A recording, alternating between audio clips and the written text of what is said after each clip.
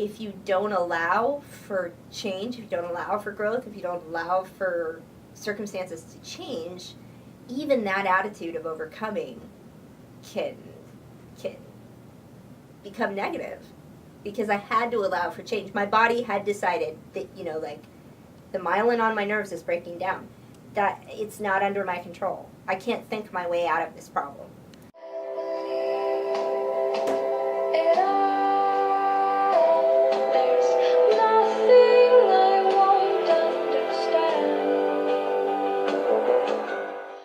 When Thea Farmer was diagnosed with physical disorders, she turned her challenges into triumphs by living her life to the fullest.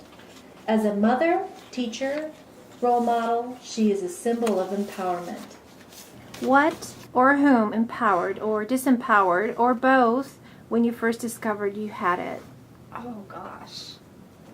Well, it was empowering in the first place to get a diagnosis.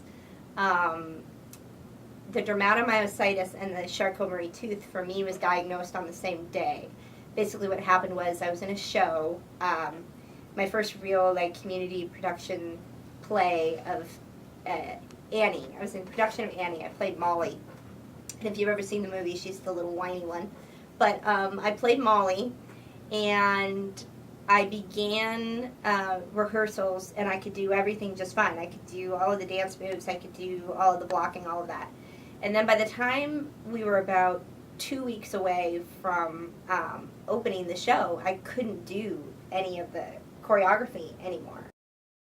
Being disempowered, I think to some extent my parents were disempowered because, number one, they were in the middle of a whirlwind of stuff. Because my brother, I was diagnosed in November of 1988, and later that summer, my brother was in a car accident, and he had a head injury. You are a symbol of empowerment. What would you say, Thea, to others who suffer from a physical challenge? I would say, well, there's a couple things I would say. Make peace with your body is the first one. Make peace with your body. Love it even when it betrays you. And by betray, I mean, doesn't allow you to do everything that your brain wants you to do. I think a lot of times when we talk about physical disability, we focus on the overcoming of obstacles, which is awesome, which is great, which is wonderful, which needs to happen. But there's victory in acceptance as well, a certain amount of acceptance.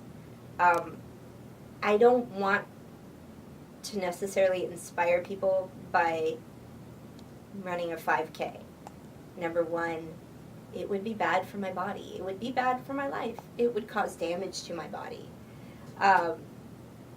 And I wish sometimes that we would focus more on overcoming challenges by accepting balance and accepting things. Not giving up, not being a doormat, but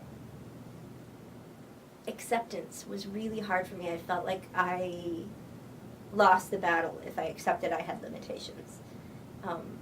And now I accept the fact that I have limitations, but I'm not going to stop pushing my own limitations. I won't stop pushing, but I guess I'm just more gentle with myself now. Share us with what you're doing right now. Right now, I work at a place called Recovery Innovations, and I work in the Recovery Education Center side of that. And basically, it's a place for anyone who wants recovery from anything to come and find options, explore options, receive help, sign up for help, just live their life to the fullest of wherever they want to go, however they want to get there.